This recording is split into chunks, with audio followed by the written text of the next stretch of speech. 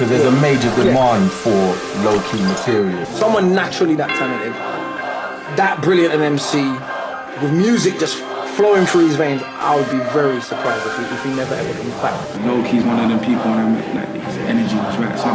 Certain people's energies are off, and I just think we're on a different side spiritually.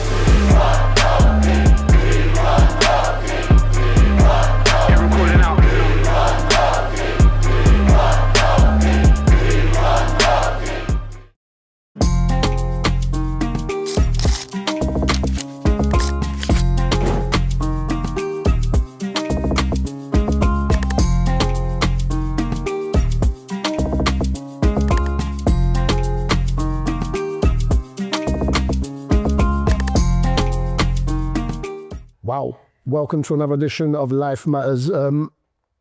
Today I think we've got a guest that, when we talk about Life Matters, I don't think anyone epitomizes what Life Matters is truly about. They're my dear friend, Lowkey, Karim. I find it difficult, to be fair, because he's given us time when he's performing in like half an hour's time. He's so sincere in his time. Where are we today? So today we're at Gig for Gaza with Paul Weller, who is the person behind this initiative. And also, I want to start by saying that I am somebody who has seen you over years give of yourself in a very selfless and generous way, teach as an expression of love to many, many children on a day-to-day basis. And it is something that is special and it is, and has inspired me, and has inspired me. You're kind with your words, man, and I know that. I'll tell you something else.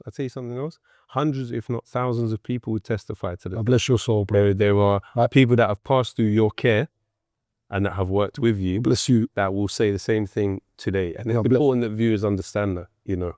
That's who Hamid is on a daily basis. It's not gonna get better than that now, so we can go. And you're so honest with your words, brother. Do you know what? Me and you have spent so many minutes talking and chewing up the world and whatnot, and I don't think I've met a person that cares about life, because life matters more than my dear friend here, man. Where did you get such an acute appreciation for hip-hop? Where did your love from hip-hop come from? With Ladbroke Grove, there was a feeling that these expressions like hip hop felt more like they came from people there. My name is synced in the pages, pimps of the game with my fingerprints faded. I wonder where the lyricism's gone. Ridiculous how these kids are getting on. I don't even listen to the lyrics when it's on. Delete the whole app in the middle of the song. You always writing, my bro? So I would write rhymes at the beginning, but a lot of his like American accent. Yeah. Did you know where else? And this is again another sign of the times. Another thing that I truly was inspired by and lived to both listen to and tried to participate in was Choice FM. Yeah, big. So that exists. It doesn't exist. 969. I remember it, man. It was bought out. It's bought out by Global. The same company that owns LBC, the same company that runs that. Been filled a real void in my life, man. Evenings, I was Choice FM all day long. Jenny Francis. Come on, Jenny Francis, man. And that's the voice. I fancied her voice. I never met her. As did everyone. Your slow down zones. Slow down zones, bro. And the thing is about these, it was a very Choice FM. Choice FM. It's amazing how things like that, you don't even realize it at the time, is influence. It means everything to you. Yeah. It means. But were you a poet before? So what I did, I'll tell you what I did. Yeah. And this is why it's funny. Go on. So I used to work at a debt collector's, actually. You worked in debt collectors? I thought I liked you, bro. Nah, but it only lasted a month and a week. That's why I liked you. It only lasted a month and a week. But at the time I was doing the job, there would be this show, on DJ 279's Friday Night Focus and Choice FM, where they would have people call in and rap for 60 seconds. It was called 60 Second Assassin. Yeah. And if you won 4 weeks in a row, you'd get up on there. Wicked. And rap. Yeah. Okay. So I did 3 weeks in a row, I won. My God. And then I had the fourth week and I told people at the debt collectors this is what I'm going to be doing. I was 17 or something. Yeah. And because it was on Votes. And unfortunately, I do feel that someone rang in from the work. Oh, I said, oh no, they wanted you to stay debt collecting. I don't know, yeah. Anyway, later on, I actually got onto 279's show. Wicked. And we started to go to the open mic in Carnaby. It's interesting in how... So you were phoning up and being on the radio for that 60 seconds, whatnot, yeah? That's what inspired you to do that, man. So you're sitting in a house in Settleism, So yeah, like a Bowlby Road. whatever, they'll go on or whatnot. Yeah. Like, So we all live the same kind of lifestyle, just generations, like 10 years maybe here or there. But what galvanized you to pick up that phone and be like, yes, you know what? So for me, Yeah. I felt that I liked what I was hearing on Choice FM. I'm being honest. Yeah, the beat. Choice FM was central to it. It was. I'm so glad that, I haven't heard you say that before. I liked what I was hearing, and I wanted to participate. And it was American. But by then I'd come off it. Oh yeah? Yeah. So you had, by then, From 12, I was so you, rapping with American accent, and then we changed. what clicked in your mind to say, right, you know Just what? had other people that were able to rap in In the UK. accents. Yeah. It's authentic, man. It's real. Yeah, and it feels closer. Yeah. It feels close to real. But do you know what rap taught me? Mm. Rap taught me empathy. Yep. So elaborate on that. Rap taught me empathy because it forced me to think about somebody else's experiences Okay. from their perspective, and in a very sort of intimate way that describes. So early when you were doing that, were you storytelling? I tried that. Yeah, I did stuff. I did all types of stuff, both silly, both useful, both. And before, Oh, there's that story about your name, Lowkey. about with the guy. Yeah, That was. Did that really go down? that really went down. Where in Conwy Street? In Dilreal. So wait, Dilreal was another amazing place. venue. You could just rock up there, open mic. So Dilreal was a place that basically was a record shop. Yep.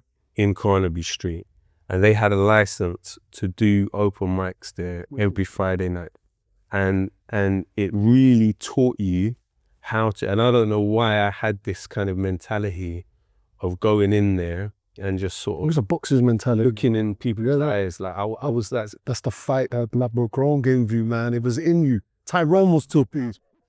But for me, I was like, I felt like I had to prove myself. Yeah.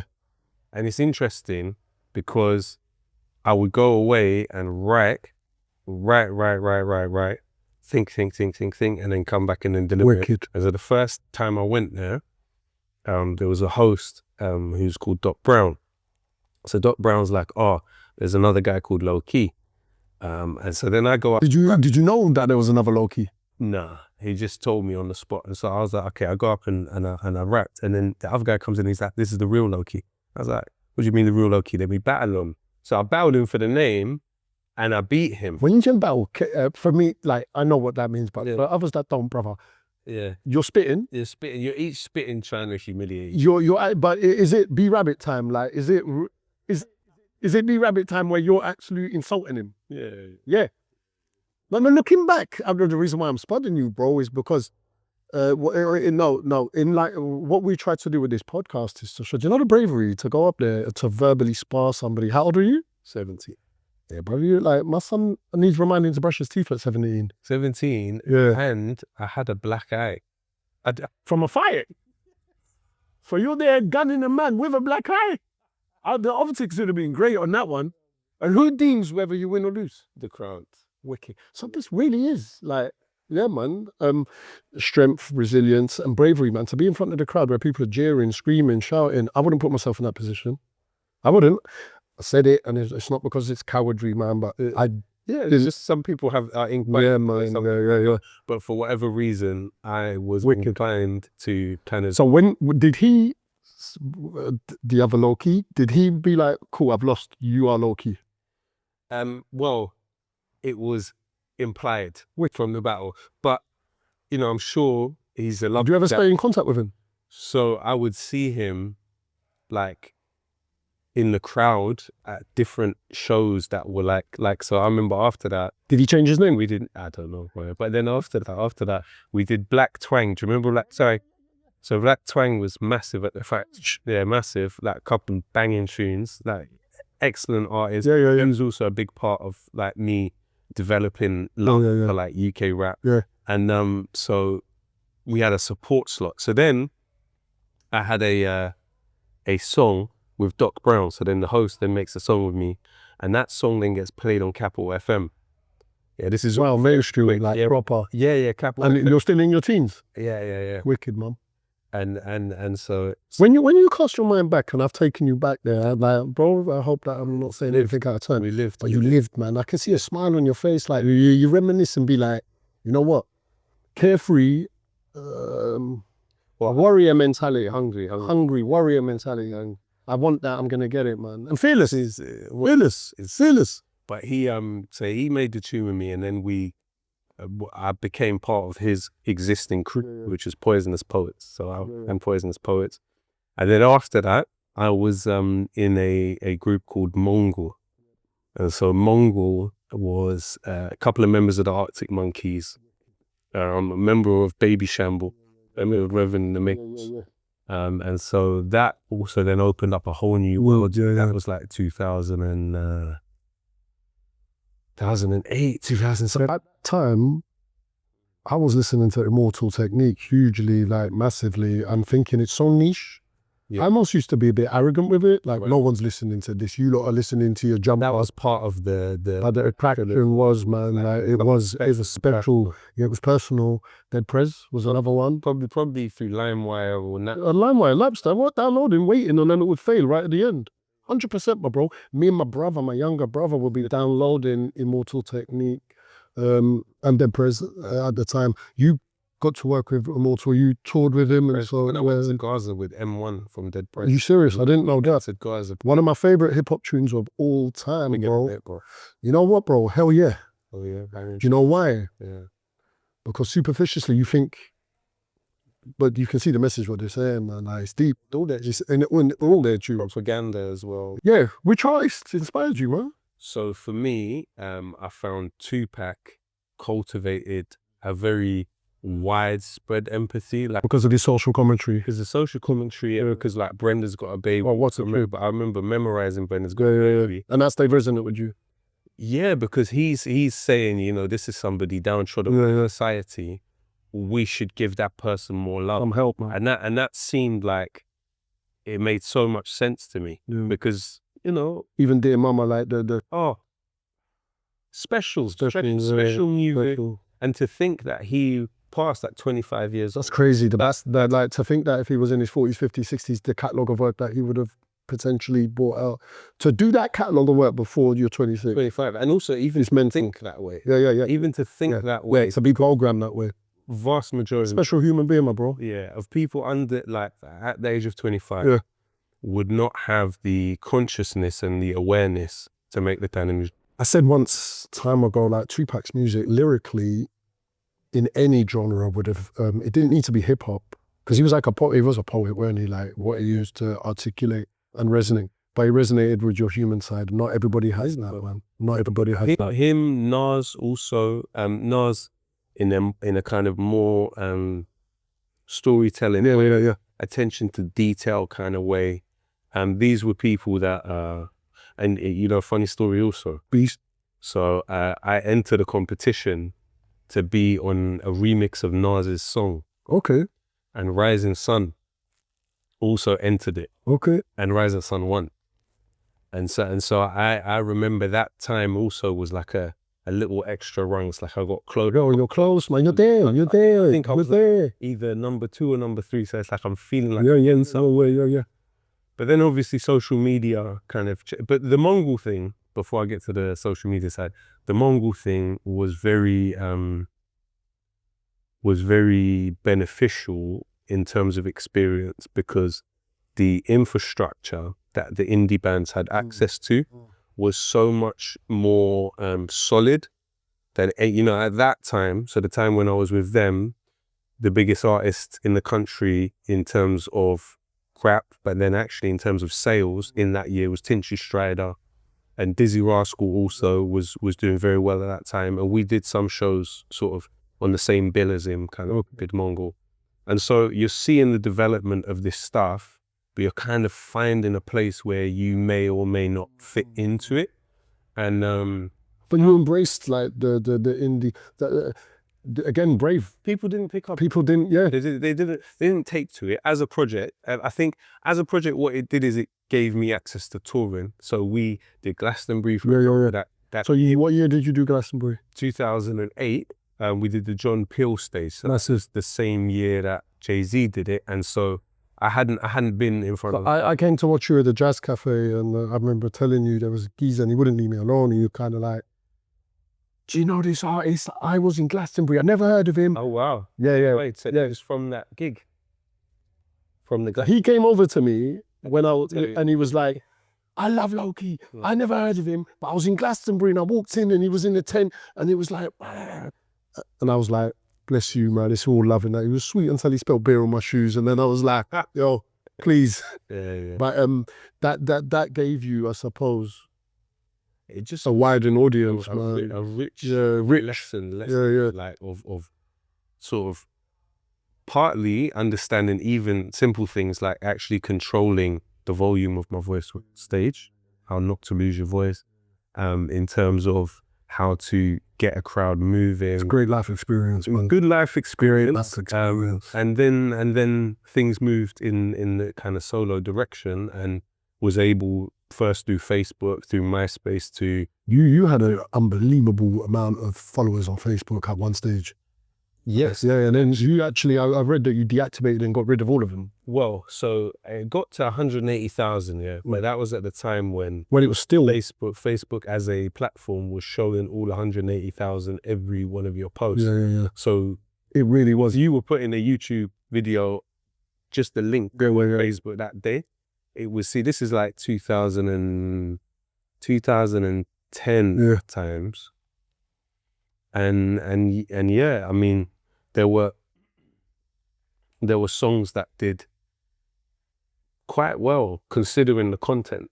Like a song. Was it all massive track? Thank you. Massive track. It shouldn't be though. It shouldn't have been heard by that many people. I remember the first one. The appetite was there for it, bro. It was you didn't force people to listen to it. Yeah. It got out there and it was listened to. I remember the first week it came out, it got like, and at that time it was rare. It wasn't usual for that to happen. It got like 250,000 views in a week. Yeah. And so that song was breaking out. No, it was making waves. Call you terrorists if you don't want to be a colony. Refuse to bow down to a policy of robbery. It's terrorism, my lyrics. When more Vietnam vets killed themselves after the war than died in it. This is very basic. One nation in the world has over 1,000 military bases. So I'm always deep. Do you know what I feel so grateful for? Yep. And appreciate is the fact that now I'm able to, in a modest way, I'm able to tour and perform. You're performing tracks from back then. From 15 years. And they still resonate, bro. And it feels, with some of the shows, like on the last tour, it actually feels like they feel more relevant to people. Shows you, bro, without stroking no egos here, man, how pioneering you were with your music, my bro. Right. And it resonated. It's do you know what it is? It's not me. It's that the feeling exists in the society. I know. And then the music attempts to articulate what is existing in the society. Has that always been your aim with your music, is to always have a message out there? You're not rapping about bling, you're not rapping about cars, you're rapping about a real issue, because life matters. I just feel that other stuff. Yeah, exactly. I feel that life and human life, there has to be a sanctity that we view it having. And I feel like the best music that I heard resonating was the music that was the music that was saying that. So for me, you know, Tupac's got a song, Mama Raised the Hell Raised. Yeah. Okay. Doesn't resonate as much. It sounds like sonically nice. Yeah, but it didn't hear. But the message of Brenda's Got a Baby, It feels far more important, because it's like, okay, if there are societal conditions which are negating Brenda's humanity, Yeah. shouldn't it be all of our... Where'd you get that from though, okay, bro? Like, is that parents? No, I'm saying, like, why is your heart like that, bro? Because not everyone sees that. Is that parent? Is that are you a product of your parenting? I think there's definitely elements. Yeah. There's definitely elements from both sides. Yeah. That has that. But I think also, as you will know too, it's the context in which you grow up and the society and what's happening at the time. And what you feel is not being acknowledged at the time. In our society, yeah, you've got people that make up the heart, the lungs, and the spine of society. Yep. And undoubtedly, the lungs are the people that work on the railways and in the hospitals, right? They're the lungs of the society because they keep what's going around. The heart, what pumps throughout it is the people that heal the people. The spine are the teachers. They are the teachers. Now, you would not do that if you did not have a sense of collective responsibility. Of course we do. You would not do that if you did not It's not a 9 to 5, a sense of love, of course, for these kids, of course. And that's your day to day. That's not something that you know. So you are compelled in exactly the same way I am. It's just we use different forms. With me, it's more abstract because it's like music and it's like in the emotional, artistic space. But with you, it's a daily commitment. Wake up, and you know what? And because I've done a bit of teaching, nothing like the amount that you have, but I've got a qualification that requires to teach for a month in order for me to get it. Yeah, you actually go home and think about your students. Like, and I know it because I did it. You not only go home and think about why are they like that. 100%. You also think, how can I help them? We're definitely invested. So you're placing yourself in the shoes. And I found that from just a month of teaching. And these are not even children. Yeah. I'm placing myself in the shoes of adults, young adults, and thinking, how can I, and some of the other work I did that was with people seeking asylum, I'm thinking about, how is it that this person is the way they are? Yeah. How can I impress upon them this lesson which will help them better themselves? And you're doing it with kids. Yeah, but the only difference is, my bro, we're doing it with kids. I hear you, my bro, and I truly appreciate your warm words. Your face up. But you, teachers that work on ground zero, so to speak, I always say it's ground zero, we're there doing our work and whatnot. Yeah. We don't have the temptations that come with your line of work, where you could easily lose sight of what the work is truly about, with the glitz and whatnot. Not after, but you don't. Not after like. But you don't. 20. Well, not you don't. 20 years of doing it this way. You see, so I hear that. You've been unwavering though. It stayed the same. You stay true, is what I'm saying. Thank you, brother. I appreciate. Like, you still true. I appreciate. Like there's. But you know, it's also one of the only places, and this is another interesting thing about going on tour, where people actually attribute to you things that have nothing to do with you. So music is a crazy thing. Yeah. I'll tell you why, yeah. You will have, at some points in your life, had lyrics going through your head, okay, of a particular song. Yep. Now, the significance of those lyrics actually changes in terms of what you're going through. So when you're going through certain things in life, the lyrics start taking on a different type of significance. Right. Yeah. So in my case, people attribute to songs things that are largely about themselves. Yes, the song has a role in it, isn't it? But it's like, it's not clear. It's not just the song which is affecting the person. It's the person's experience along with the song. And where they are in that moment. Where they are in that moment of life and what it makes them feel. Yeah. Now, in the case of teachers, it's far more hands-on, it's far more intimate, it's far more accountable and consequential. That's the other difference. You've got far more. It's not comparing our work. No, but I get it 100%. I found a few of your songs very cathartic, especially around the Grenfell. I found it, and I don't really speak about this much, man, but I really struggled with that. And coming to watch you perform, I remember telling you the next day I saw you, and I was like, bro, I didn't know I could feel like that. Wow. Yeah.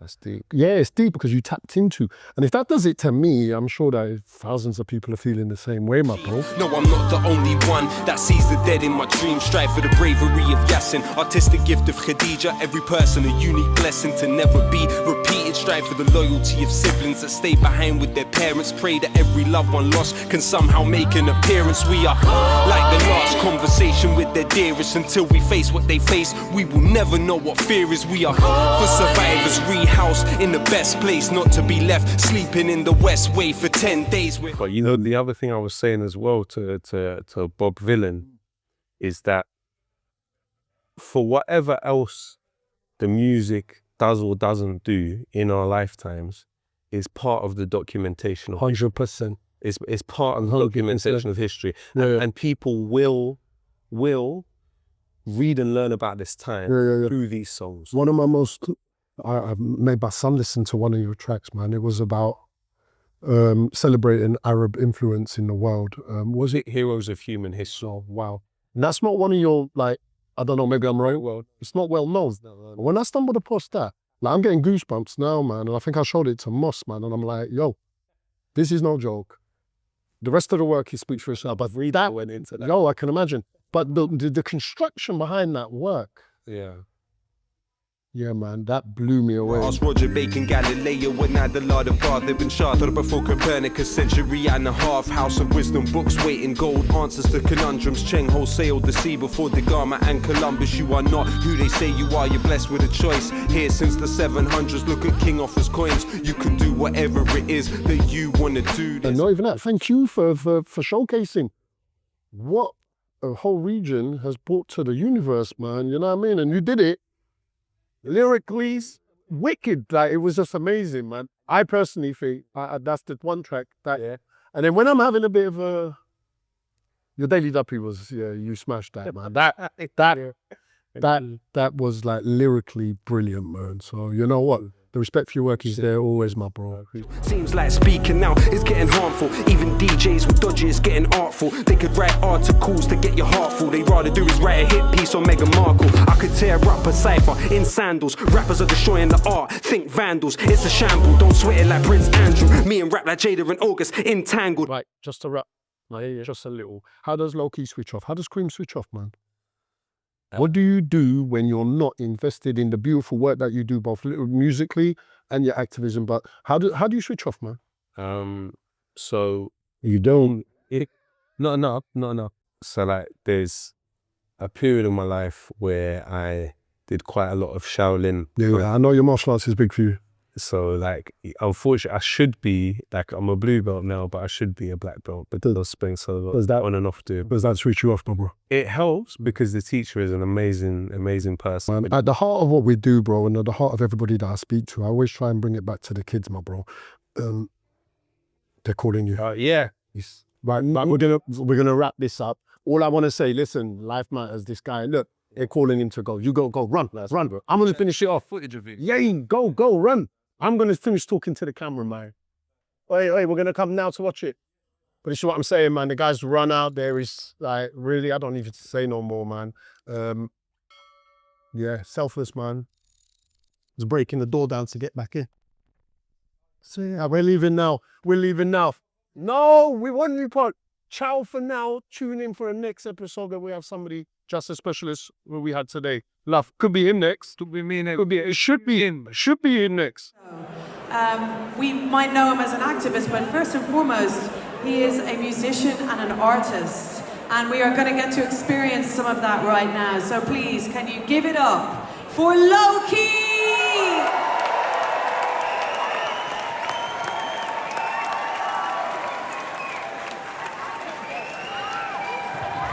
Thank you so much for having me. I really appreciate it. Please make some noise for Paul Weller for putting on this wonderful event.